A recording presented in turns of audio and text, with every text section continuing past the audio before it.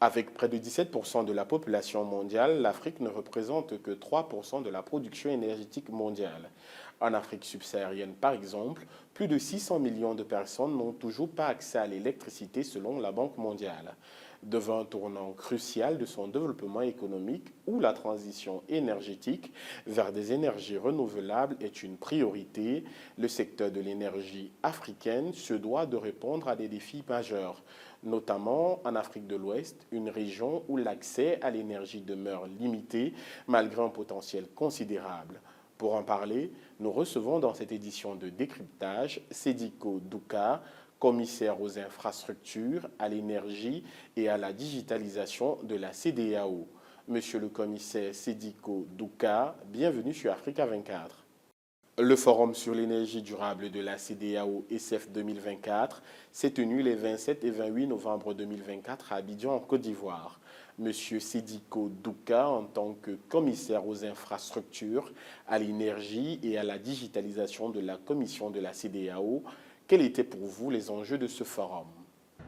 Comme vous l'avez vu, en fait, c'est un forum justement sur l'énergie durable. Et qui dit énergie durable, on fait allusion en réalité à la promotion des énergies renouvelables et de l'efficacité énergétique.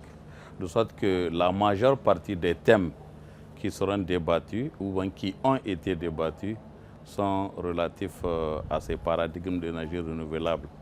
Donc les enjeux aujourd'hui, vous savez, nous sommes en période de transition énergétique où aujourd'hui notre mix énergétique il est déséquilibré, où la part des énergies renouvelables est minime quand vous excluez par exemple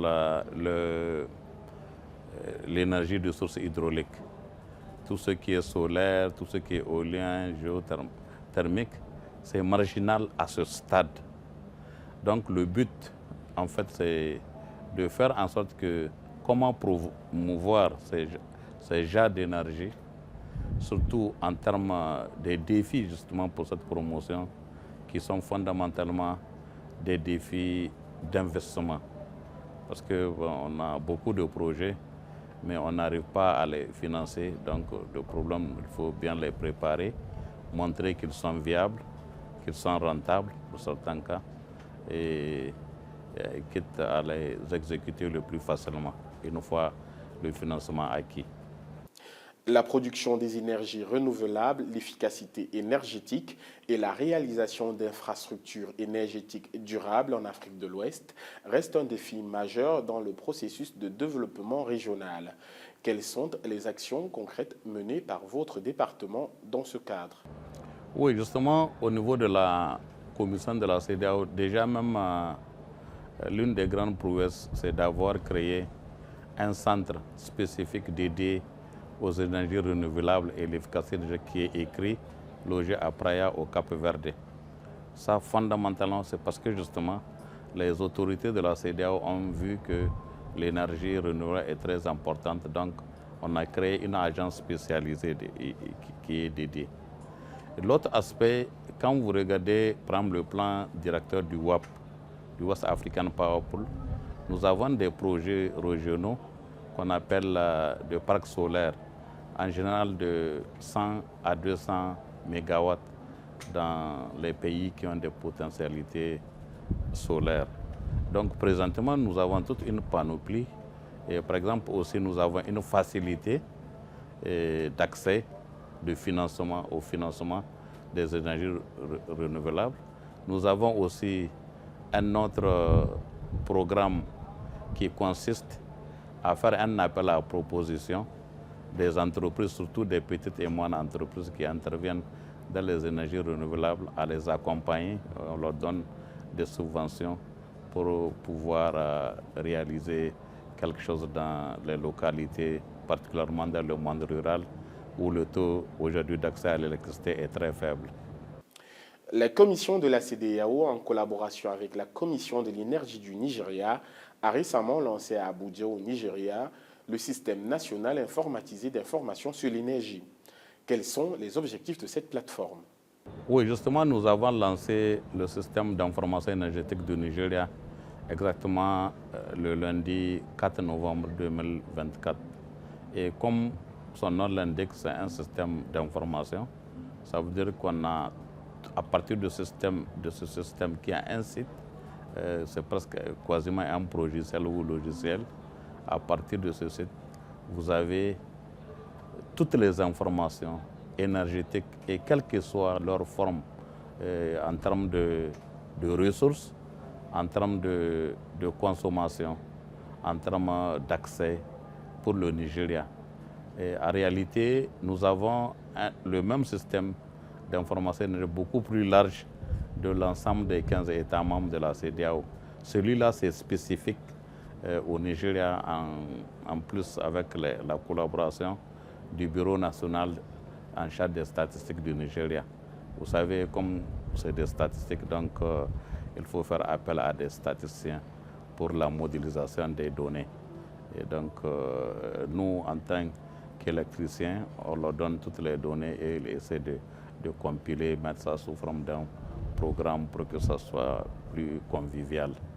Donc, c'est aujourd'hui, quand même, si quelqu'un, une entreprise nationale ou étrangère, veut investir dans le secteur de l'énergie au Nigeria, il suffit qu'elle aille sur ce site, elle a toutes les informations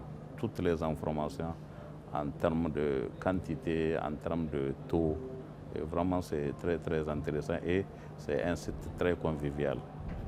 Monsieur le commissaire, à date, quels sont les projets à court et à moyen terme dans le secteur de l'énergie que la commission de la CEDEAO mène actuellement?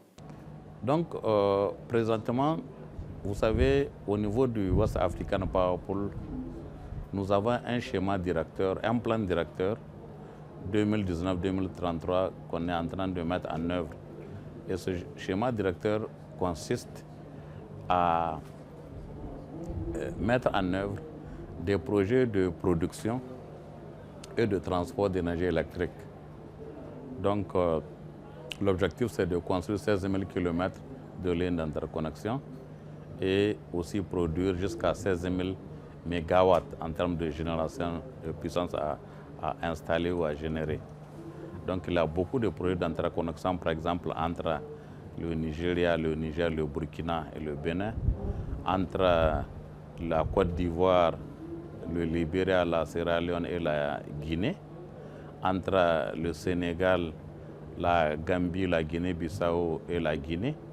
Donc, c'est juste quelques exemples que je donne. Il y en a d'autres qui sont tantôt quasiment terminés en termes de taux d'exécution, d'autres qui sont en cours d'exécution, comme la Nord, l'interconnexion que je disais avec le Nigeria, Bénin, Burkina Faso, Niger. Et il y a d'autres qui sont au stade de préparation. Ça veut dire qu'on est en train de faire des études de pré-investissement, des études de faisabilité pour montrer que ces projets sont viables, d'un plan de vue technique, d'un point de vue économique, social, financier, pour pouvoir attirer des investisseurs tant publics que privés. Et parce que, vous savez, nous avons des grands défis. Aujourd'hui, le taux d'accès à l'électricité dans la zone CEDEAO, c'est juste la moitié de la population qui en a. Sur les 400 millions, 200 millions n'ont pas accès à l'électricité. Le monde rural, n'en parlons pas, le taux est quasiment en dessous même de 10%. La couverture aussi de la pointe de la demande, c'est couvert à 60%, donc on a un gap de 40%. C'est ça qui fait que nous avons intérêt à augmenter beaucoup la production d'énergie, les interconnexions de réseau. Mais quand même, aujourd'hui, 14 pays, tous les 14 pays continentaux sont interconnectés. Et c'est ce qui a fait que depuis 2018, nous avons lancé ce qu'on appelle le marché régional de l'électricité, où c'est comme une bourse où on peut acheter et vendre l'électricité. Ce centre régional qui est un dispatching régional est logé à Calavi et tout près de Cotonou au Bénin.